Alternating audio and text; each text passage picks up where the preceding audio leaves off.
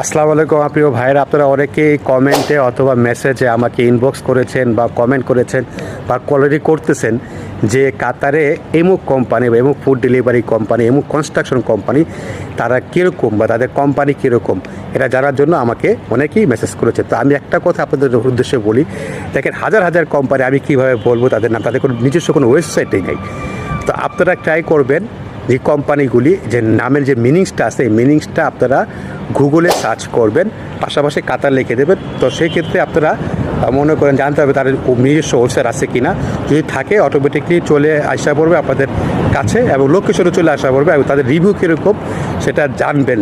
জানার পরে আপনি নিজেই বুঝতে পারবেন তাহলে একটা ভালো কোম্পানি আশা করিতে সরাসরি একটা বড়ো কোম্পানিতে আপনি আসতেছেন।